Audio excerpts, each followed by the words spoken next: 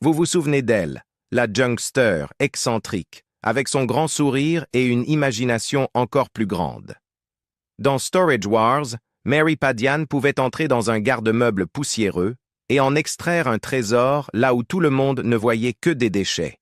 Elle était l'étincelle lumineuse dans un univers de marchands endurcis, celle qui faisait croire au public que les vieilleries pouvaient vraiment se transformer en or. Et puis, aussi soudainement qu'elle était apparue, elle a disparu. Pas d'épisode d'adieu, pas d'annonce dramatique, juste une absence silencieuse qui a laissé les fans avec la même question pendant des années. Qu'est-il réellement arrivé à Mary Padian? Était-ce l'épuisement, une controverse ou quelque chose de bien plus personnel? Aujourd'hui, nous révélons la vérité derrière sa disparition. Où se trouve Mary Padian en 2025? Mary Padian n'a plus participé à Storage Wars depuis une apparition éclair dans un épisode de la saison 13 en 2021.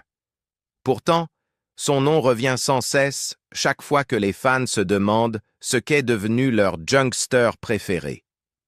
En 2025, elle est solidement installée dans son Texas natal, où elle continue de gérer son entreprise éclectique, Mary's Finds. Autrefois une petite boutique atypique dans le Design District de Dallas, son commerce vit désormais entièrement en ligne, un changement imposé par la pandémie, mais que Mary a adopté comme un moyen de toucher des fans bien au-delà de sa communauté locale. Sur son site et ses réseaux sociaux, elle décrit ses produits comme un mélange éclectique d'articles faits main, vintage et uniques que j'ai, dénichés en chassant les trésors à travers le Texas. Les visiteurs peuvent y trouver aussi bien de la verrerie rétro que des peluches fantaisistes qu'elle coud elle-même, à partir de tissus récupérés, chaque pièce portant cette touche ludique et ingénieuse qui l'avait distinguée à la télévision. Mais la vie de Mary, après la télé, ne se limite pas aux antiquités et objets de collection.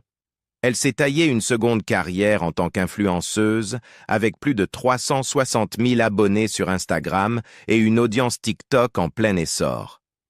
Son contenu ressemble à une extension de sa personnalité, drôle, un peu chaotique, mais toujours instructif. Elle publie des tutoriels qui apprennent à son public à voir le monde à travers ses yeux, où rien n'est jamais vraiment inutile. Dans une vidéo devenue virale en 2024, elle expliquait pourquoi faire ses achats la veille de la vente permet souvent de dénicher les meilleures trouvailles. C'est le moment où le personnel sort ses plus beaux articles. Même si elle s'est éloignée des caméras, Mary n'a jamais abandonné la passion qui l'a rendue célèbre. Elle l'a simplement intégrée à son quotidien, transformant l'upcycling en véritable mode de vie plutôt qu'en simple activité commerciale. Sur Instagram et TikTok, elle ne se limite pas à montrer le résultat final et soigné. Elle emmène ses fans dans le processus de transformation. Une chaise cassée devient une bibliothèque rustique, une veste trouvée dans une friperie lui inspire une leçon sur l'importance des doublures dans la qualité d'un vêtement. Ce qui retient les fans, c'est que Mary n'a rien perdu du charme qui l'avait rendue incontournable dans Storage Wars. Ses vidéos tournées à la main capturent des éclats d'humour, des instants de surprise et la joie brute qu'elle éprouve à transformer un objet oublié en quelque chose qui mérite d'être conservé. Sans le montage ni les contraintes de la télé-réalité, sa créativité paraît plus libre, plus personnelle.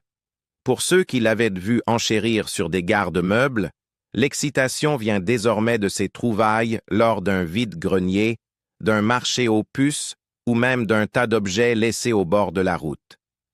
Mais le parcours de Mary après la télévision ne se résume pas à faire vivre sa marque ou divertir ses fans. Il reflète aussi les valeurs qui guident sa vie. Cela transparaît notamment dans son partenariat avec Ubuntu Life, une association à but non lucratif au Kenya qui offre un emploi durable aux femmes Maasai et gère une clinique pour les enfants atteints de troubles neurologiques. Mary a expliqué combien il lui tenait à cœur que son succès aille au-delà de l'enrichissement personnel. Avec Ubuntu, elle a participé à la conception de produits comme les bracelets colorés Joy Bracelets, qu'elle vend via sa plateforme en reversant les bénéfices directement à l'organisation. D'une certaine manière, sa philanthropie reflète sa vision de l'upcycling. Tout comme elle croit à une seconde vie pour les objets rejetés, elle croit au potentiel de communautés souvent négligées par le marché mondial. Soutenir des femmes au Kenya pour créer, vendre et subvenir à leurs besoins fait écho à son propre parcours. Transformer des restes en trésors. Cette combinaison de créativité et de conscience a donné à la vie de Mary, après Storage Wars, une profondeur que peu avaient imaginée. Pour ceux qui appréciaient sa présence décalée à l'écran, il est rassurant de voir que s'éloigner des projecteurs ne l'a pas diminué. Au contraire, cela lui a permis de se redéfinir selon ses propres termes. De photojournaliste à junkster, Mary Padian est née en 1980 à Dallas, au Texas. Son père, John, travaillait dans la réparation automobile et le recyclage de ferraille, tandis que sa mère, Teresa, venait d'une famille libanaise. Ce mélange de ténacité irlandaise et de résilience libanaise a forgé la vision du monde de Mary. Enfant, elle passait déjà son temps à fouiller dans les casses automobiles, exerçant sans le savoir le talent qui la rendrait plus tard célèbre. Mary a étudié le photojournalisme à l'Université du Texas à Austin, où elle a obtenu son diplôme en 2003. Après ses études, elle a décroché un poste envié au prestigieux Architectural Digest à New York, sous la direction de la légendaire rédactrice Paige Rance. C'est là qu'elle a créé une série de vidéos intitulée Mary's Finds, de courts clips montrant aux spectateurs comment transformer des objets abandonnés en meubles élégants. Mais New York n'était pas chez elle. Rongée par le mal du pays, Mary est rentrée au Texas en 2010 et a ouvert une boutique physique baptisée Mary's Finds, située dans le Design District de Dallas. Elle y vendait des meubles vintage, des bibelots originaux et des objets de décoration faits main, attirant rapidement l'attention des producteurs de Storage Wars, Texas. En 2012, elle fait ses débuts dans la saison 2 aux côtés de l'acheteur chevronné Mo Prigoff. Sa personnalité pétillante, son audace lors des enchères et son don pour transformer des déchets en joyaux lui ont vite conquis un public fidèle. Dès la saison 3, elle était déjà l'une des vedettes du spin-off texan. Et lorsque l'émission a été annulée en 2014, la chaîne A et E n'étaient pas prêtes à se séparer de Mary. Ils l'ont invitée à rejoindre en Californie la version originale, Storage Wars. Pourquoi a-t-elle quitté Storage Wars? L'ascension de Mary Padian dans l'univers de Storage Wars fut presque accidentelle, mais une fois intégrée à la série principale, sa présence est devenue indispensable. Elle a officiellement rejoint le casting principal lors de la saison 6, s'imposant rapidement comme l'une des personnalités les plus reconnaissables du programme.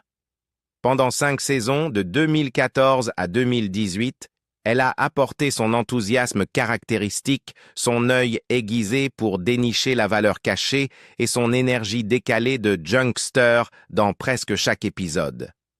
Les téléspectateurs se sont attachés non seulement à ses trouvailles, mais aussi à l'optimisme qu'elle insufflait à des enchères qui laissaient souvent les autres acheteurs désabusés. Sa dernière apparition eut lieu dans l'épisode d'ouverture de la saison 13 en 2021, lorsqu'elle est apparue aux côtés de sa grande amie et collègue Brandy Passante.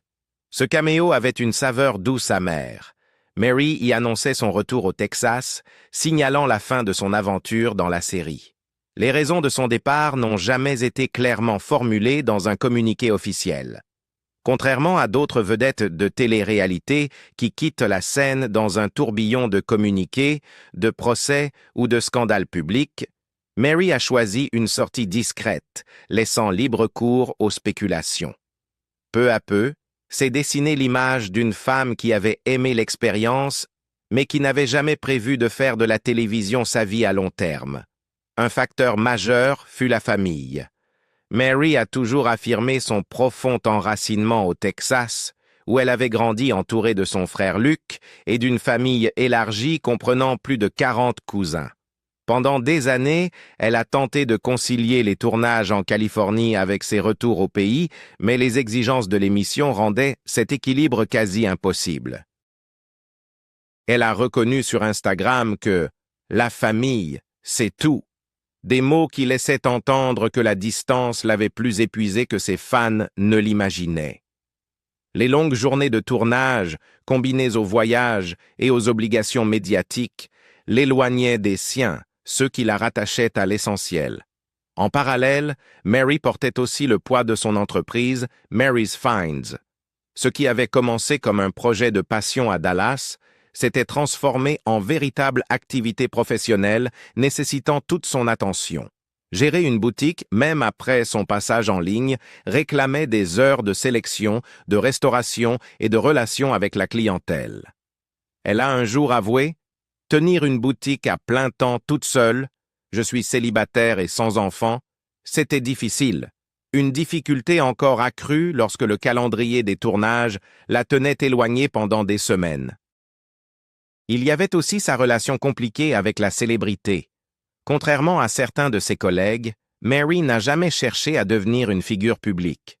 Elle avait été repérée presque par hasard lorsque les producteurs avaient découvert sa boutique. Dans une interview donnée en 2011 au Day Magazine, elle disait sans détour « Être connue n'était pas mon objectif, les producteurs m'ont trouvé. C'est arrivé comme ça. Si elle appréciait ses fans, l'exposition constante, les critiques en ligne, et même les messages inquiétants qu'elle a plus tard évoqués sur les réseaux sociaux ont fini par peser. Ce qui, au départ, ressemblait à une aventure amusante, s'était transformé en perte d'intimité. À cela s'ajoutaient les zones d'ombre entourant l'émission elle-même, des controverses comme on en retrouve dans toute télé-réalité de longue durée, mais qui semblaient particulièrement marquées dans le cas de Storage Wars. Le scandale le plus retentissant éclata en 2012, lorsque l'acheteur vétéran Dave Hester intenta un procès retentissant contre A&E. Dans sa plainte, il accusait les producteurs de placer régulièrement des objets de valeur dans les box afin d'accentuer le suspense et de garantir un moment fort dans chaque épisode. Selon lui, ces trouvailles mises en scène trompaient autant le public que les participants, sapant l'authenticité supposée de l'émission. Bien que l'affaire ait finalement été réglée à l'amiable, les allégations ont jeté une ombre persistante, alimentant des années de doute parmi les spectateurs sur la part de réel et de manipulation dans le programme. Mary n'a jamais été liée à ce procès ni accusée d'avoir participé à des trouvailles truquées, mais les rumeurs planaient malgré tout.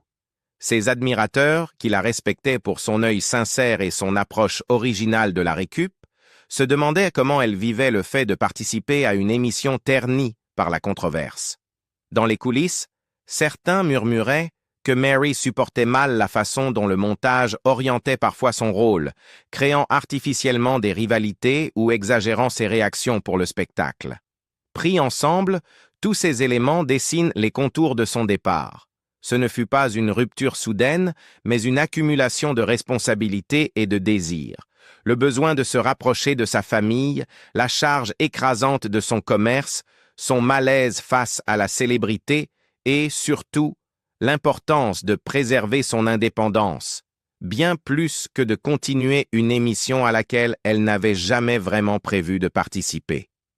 Dans une interview accordée en 2016, elle résumait ainsi « Je suis à un moment de ma vie où j'apprécie la liberté. Alors, quand l'opportunité de partir en Californie pour Storage Wars s'est présentée, je l'ai saisie. Mais rentrer à la maison, c'était la bonne décision. Un voyage inattendu en amour. Mary Padian a toujours pris soin de protéger sa vie privée et rien ne l'illustre mieux que le sujet de ses relations amoureuses. Contrairement à certains de ses collègues de Storage Wars qui partageaient volontiers leur intimité, Mary a presque entièrement tenu la sienne à l'écart du public. En 2025, elle n'a jamais été mariée et n'a pas d'enfant, un fait qui surprend de nombreux fans, persuadés qu'une personne dotée d'autant de charme et de chaleur devait forcément avoir posé ses valises. La seule fois où elle a rendu une relation publique remonte à 2016, lors de la saison 9 de Storage Wars. Cette année-là, elle présenta aux téléspectateurs un petit ami prénommé Dylan, parlant avec une rare excitation de l'amour retrouvé dans son état natal.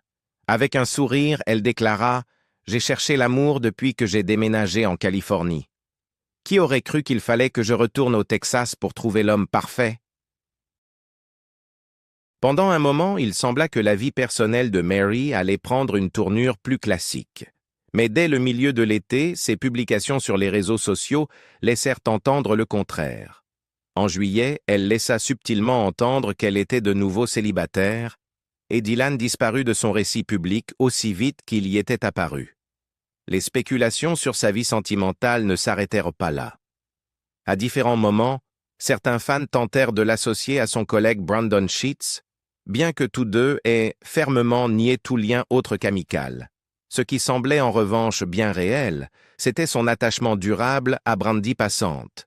Mary et Brandy nouèrent une profonde amitié pendant le tournage, une complicité qui perdure bien au-delà de l'émission, les deux femmes partageant parfois des photos souvenirs accompagnées de légendes pleines d'humour. Mais la célébrité apporta aussi son lot de désagréments. Sur TikTok, Mary a révélé les messages étranges et parfois inquiétants qu'elle recevait. L'un exigeait qu'elle lui envoie du McDonald's, un autre lui proposait sans détour d'avoir des enfants avec lui. Mary en rit, mais ces anecdotes rappelaient aussi le côté sombre et intrusif de la notoriété télévisuelle. Dans des entretiens francs, elle a reconnu qu'elle s'était un temps imaginé une vie bien différente. « Je pensais être une femme au foyer avec 3 enfants à 40 ans. Au lieu de cela, plaisanta-t-elle, elle s'est retrouvée célibataire en Californie avec une entreprise et une carrière à la télé. » Le mystère de ses finances. Les finances de Mary Padian ont toujours suscité la curiosité des fans, en grande partie parce que son mode de vie semble modeste comparé à celui de certains anciens collègues de Storage Wars. Selon les sources, sa fortune nette est estimée entre 600 000 $ et 3 millions de dollars, la vérité se situant probablement quelque part entre les deux. Le chiffre le plus bas, souvent cité par les sites spécialisés, reflète un revenu stable mais sans extravagance, tiré de ses années à la télévision et de sa boutique Mary's Finds. Les estimations plus élevées tiennent compte de l'expansion de sa marque à l'ère numérique, de ses partenariats sur les réseaux sociaux et de la possibilité qu'elle ait géré ses investissements avec plus de finesse qu'elle ne le laisse paraître. Pendant son passage dans Storage Wars, Mary est devenue membre régulière du casting, ce qui signifiait que ses cachets augmentaient au rythme des audiences. À son apogée, les stars de la série touchaient entre 15 000 $ et 25 000 $ par épisode. Mary se situait plutôt dans le bas de cette fourchette, autour de 15 000 $ par épisode, soit environ 50 000 $ par saison durant les années les plus intenses de sa participation. Sa boutique Mary's Finds, d'abord physique à Dallas, a migré en ligne pendant la pandémie.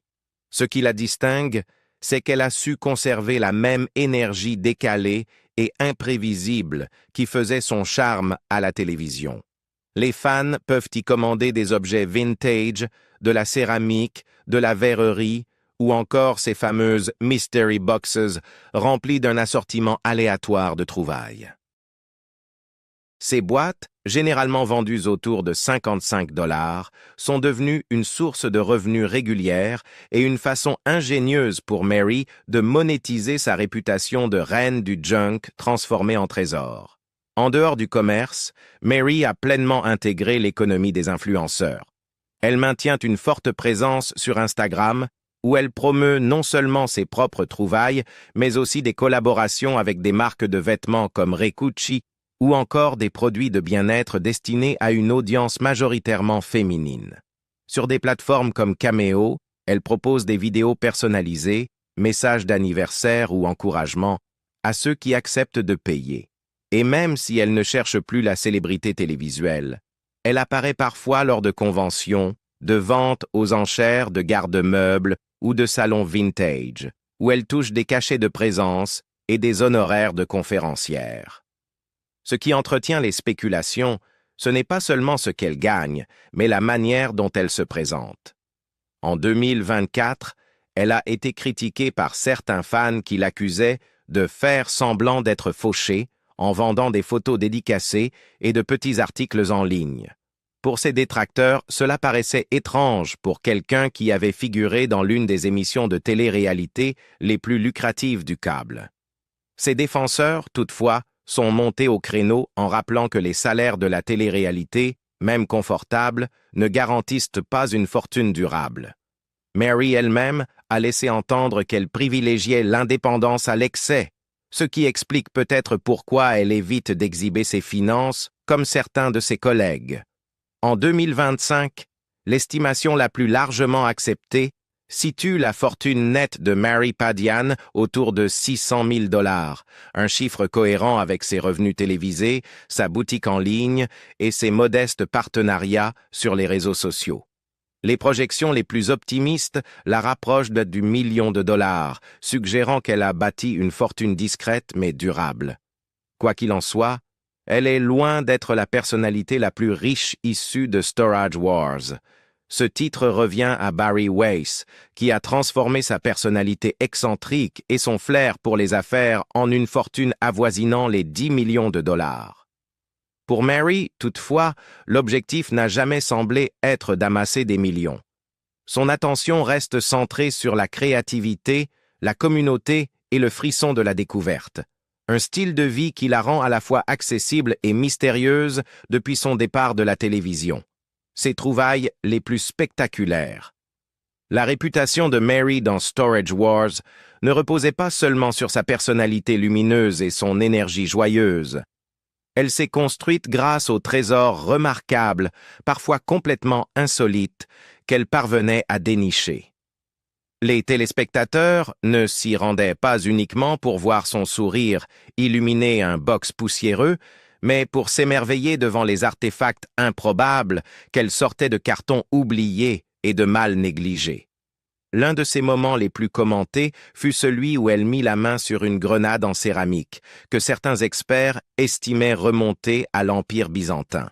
L'objet, censé avoir contenu le fameux feu grégeois, arme redoutée des batailles navales antiques, fut décrit par Mary, mi-fascinée, mi-incrédule, comme le napalm de Byzance. Un autre moment marquant eut lieu lorsqu'elle ouvrit une malle remplie de souvenirs de la Seconde Guerre mondiale. On y trouva des paquets de cigarettes encore scellés mais jaunis par le temps, de fragiles lettres d'amour écrites par de jeunes soldats à leurs fiancés restés au pays, ainsi que des uniformes imprégnés de l'odeur d'une autre époque. Ces aventures la menèrent aussi vers des objets moins chargés d'histoire, mais tout aussi étonnants. Un lot de selles de chameaux, fabriqués en Asie au XVIIIe siècle, devint l'une de ses trouvailles les plus lucratives, évaluée à plusieurs milliers de $. Bien qu'encombrante et lourde, Mary s'émerveilla de leurs détails raffinés, preuve qu'un objet utilitaire pouvait aussi être une œuvre d'art. Et puis, il y eut les découvertes plus sombres et troublantes, comme ce jour où elle souleva un drap poussiéreux pour révéler une étagère remplie d'urnes. Certaines contenant les cendres d'animaux de compagnie, d'autres, selon les documents trouvés à côté, renfermant les restes de plusieurs ex-maris d'une ancienne propriétaire. Ces découvertes firent des épisodes de Mary parmi les plus inoubliables de la série, mais elles alimentèrent aussi les doutes sur l'authenticité de l'émission. Les critiques, et même d'anciens membres du casting, accusaient depuis longtemps les producteurs d'introduire volontairement des objets de valeur ou choquants pour gonfler l'audience. La grenade byzantine, en particulier, devint un véritable foyer de spéculation. Était-il vraiment possible qu'un tel trésor ait été abandonné dans un box poussiéreux aux États-Unis? Mary, de son côté, ne répondit jamais publiquement aux rumeurs. Ni confirmation, ni démenti. Un silence qui, en réalité, ne fit qu'ajouter au mystère. Le doute sur la nature réelle de ces trouvailles, simple hasard ou mise en scène soigneusement orchestrée, est devenu une part intégrante de sa légende, maintenant les débats bien longtemps après son départ de la série. Alors, qu'est-il réellement arrivé à Mary Padian? Elle n'a pas disparu dans un scandale, ni sombré dans l'oubli, elle a simplement choisi de vivre selon ses propres règles. Mais maintenant, c'est à vous de jouer. Pensez-vous que Mary reviendra un jour dans Storage Wars, ne serait-ce que pour un caméo, ou a-t-elle définitivement tourné la page? Et parmi toutes ces trouvailles incroyables, laquelle avez-vous préférée à l'écran? Dites-le-moi dans les commentaires ci-dessous. Et n'oubliez pas de liker, partager et vous abonner pour découvrir d'autres histoires sur la face cachée de vos stars préférées.